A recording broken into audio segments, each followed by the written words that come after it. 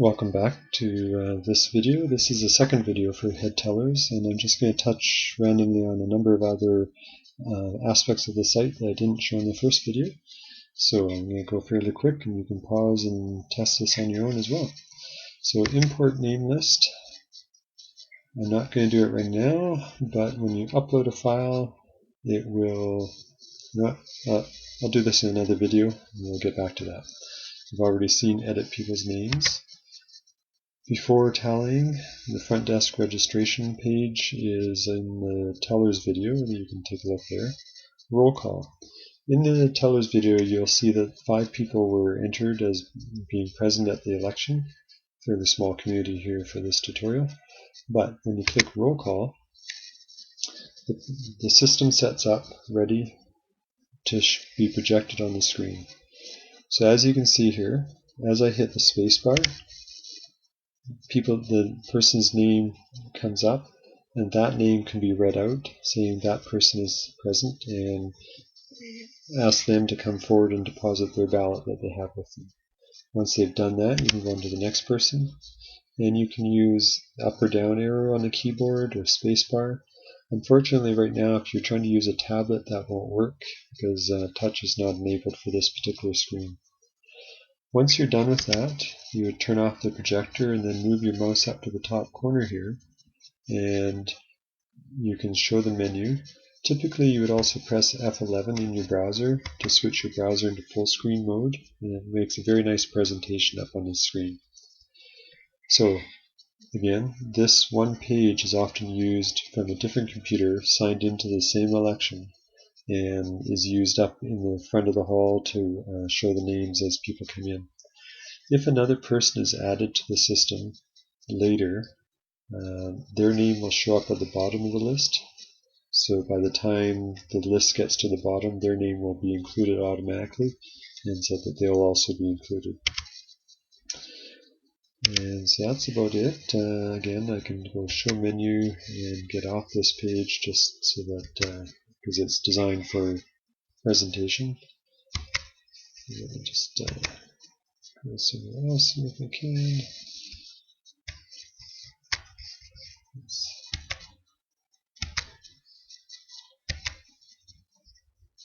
There we go. Sometimes a bit of a struggle there, but not too bad. So going on, this page was also talked about in the video for tellers, so I won't go on into that very much. Tallying ballots, again, entering ballots was described on the page video for tellers. If you do have multiple locations, locations can set their status so that if you've got a city maybe and you've got 4 different voting locations, each location you can have sort of a head teller or an assistant head teller at that location, and they can set this status here, and as they set it, it actually gets changed on the monitor progress page. You can see now that the main location, they've moved on to sorting and opening ballots, whereas downtown it hasn't reported yet.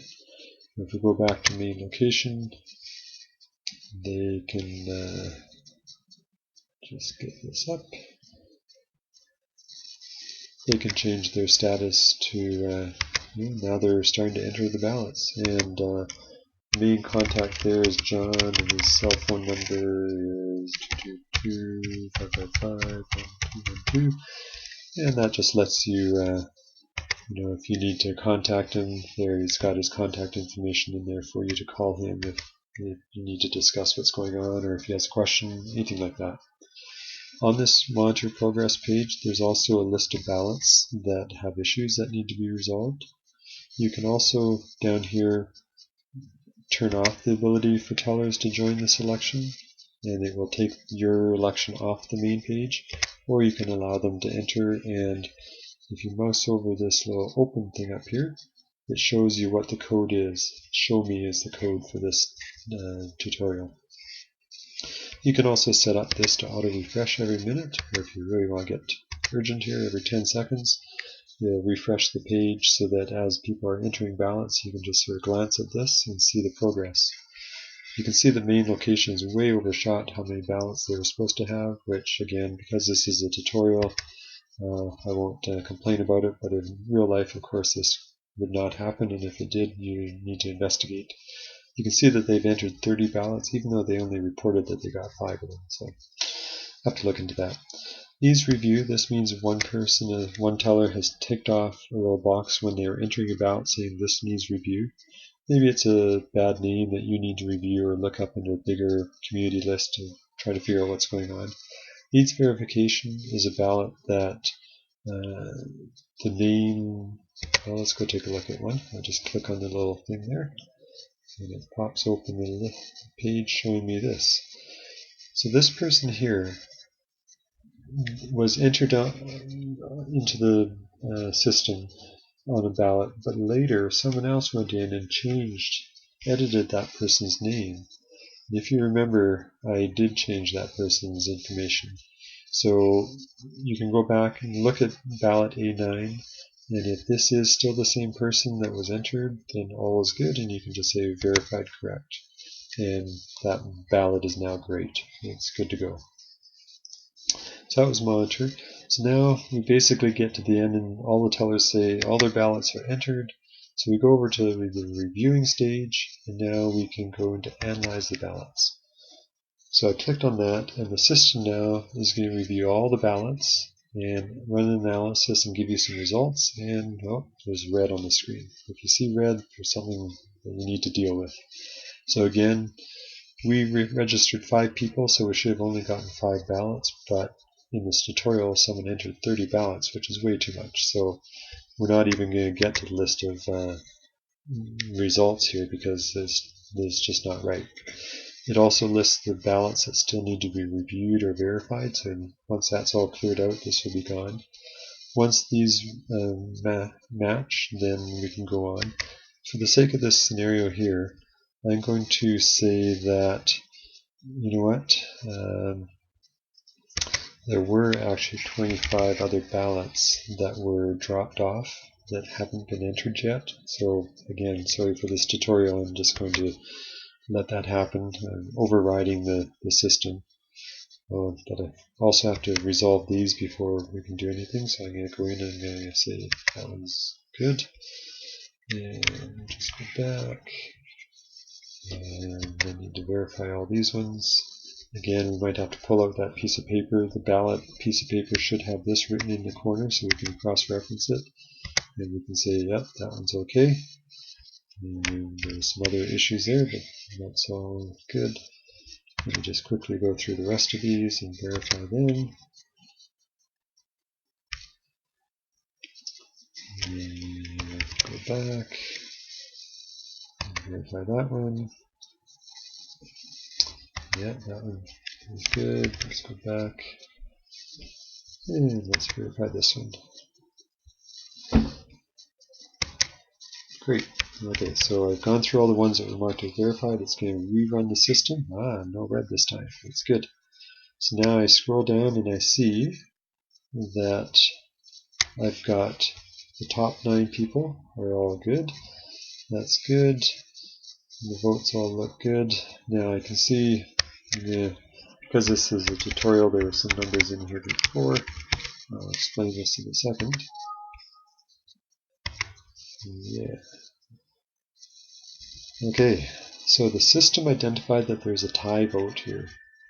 And you can see over on the side that 4 people were all tied at 12 votes each.